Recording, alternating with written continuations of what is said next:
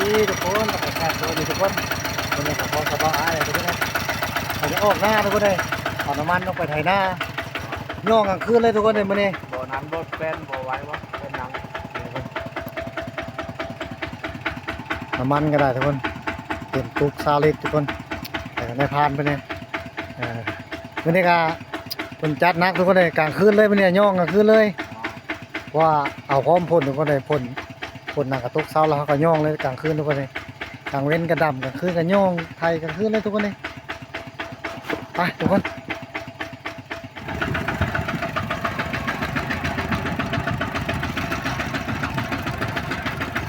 กำลังเดินทางทุกคนเลยกำลังเดินทางออกหน้าทางกันยากๆทุกคนเลยฝนลงเนี่ย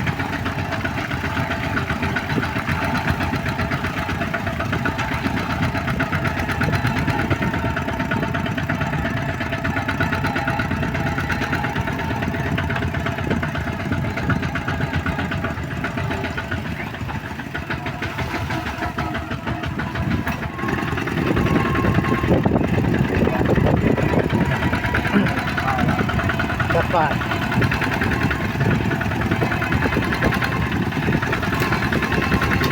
กลางเว้นก็ไม่ได้พักกลางคืนก็ไม่ได้พัก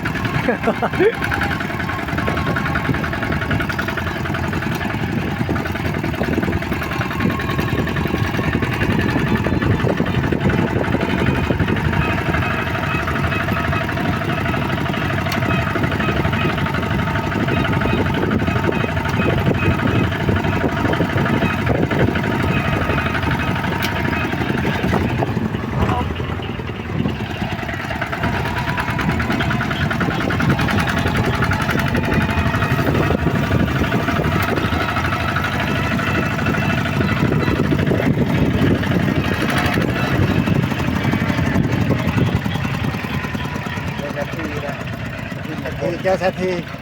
หมดไปได้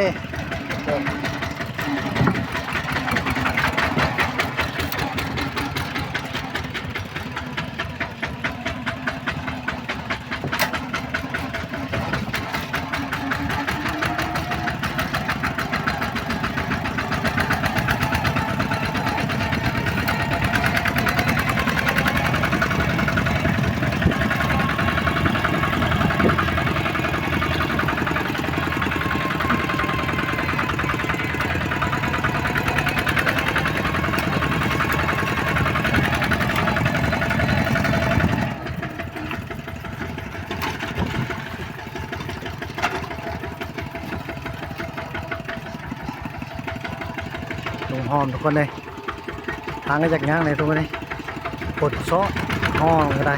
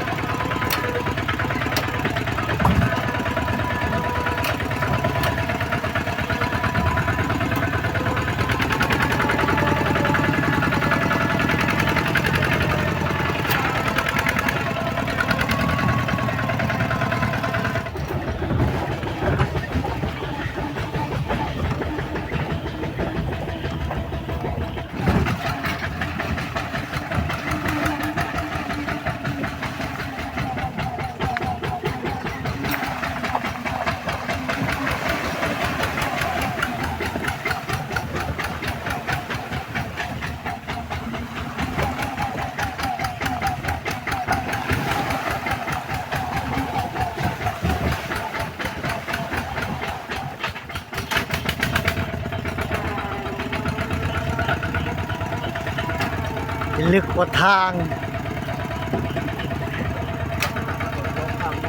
ฝนตกกระทางยากโคตรนะ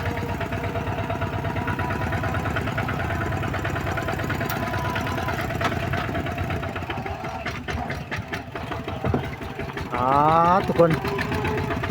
ฝนแห้งหลายทุกคนเลยแต่นี่ก็น้ำท่วมทางทุกคนเลย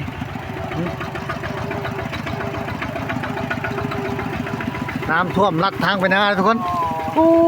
ตุ๊กลึกทุกคนเลยปาตุ๊กบนเล่สายพานก็จนจุทุกคนนี่ก็ได้ตุ๊กฝนแห้งหลีหล่อทุกคนเอ้ยนี่ก็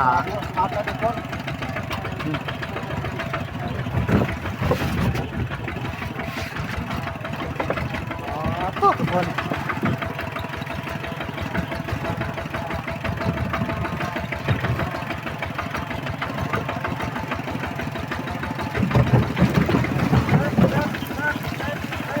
โอ้ ต่อไปที่ประจุ จุบุรีใส่พานแล้วทุกคนนี่ก็ได้ผ้าไปทุกคนเลยน้ำท่วมทางท่วมลัดทางทุกคนเลย ไปที่ประจุก่อนเลยน้ำมันกำลังโค้ง หยุดน้ำมันมาโฮมแถวนี้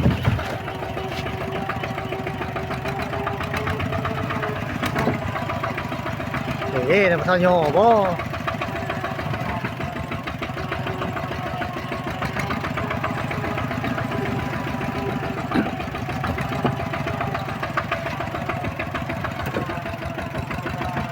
อ่า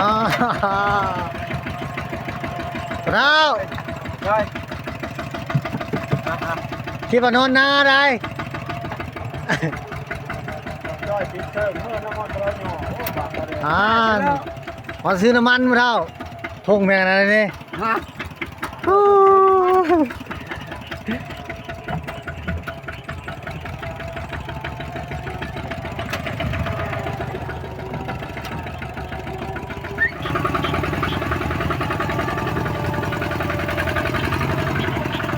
ทางก็เริ่มยากขึ้นทุกคนเลย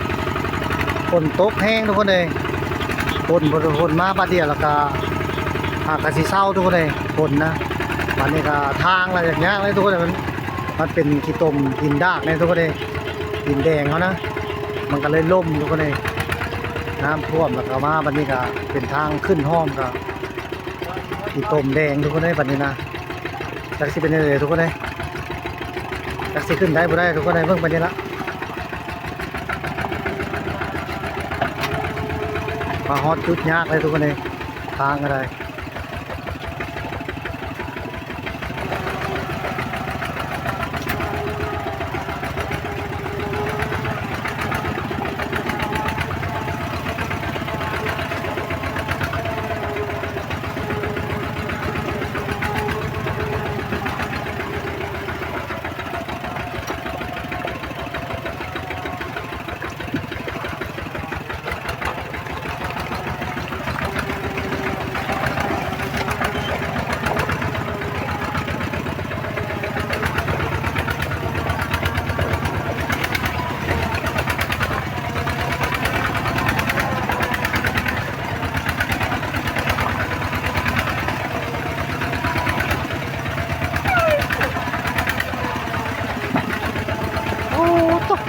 หยุดทางเลยทุกคน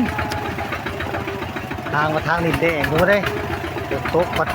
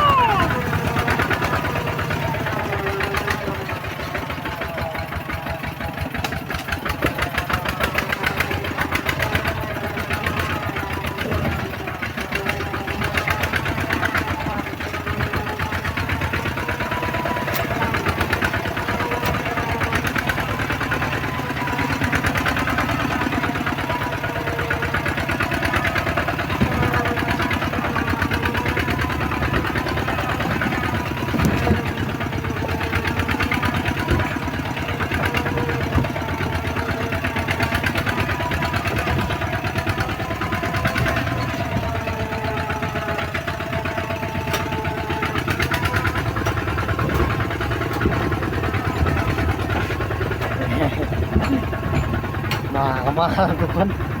มาในพานเพิ่นเอาขึ้นรถน้ำทุกคนเลยโอ้ทุกคนเกือบขึ้นไปจากไหนทุกคนเลยทางอะไรนี่เอาทุกคนเลยดินนะอะไรปูนขึ้นทุกคนเกือบไปจากล้อรถไม่ได้เดี๋ยวมันทุกคนเลย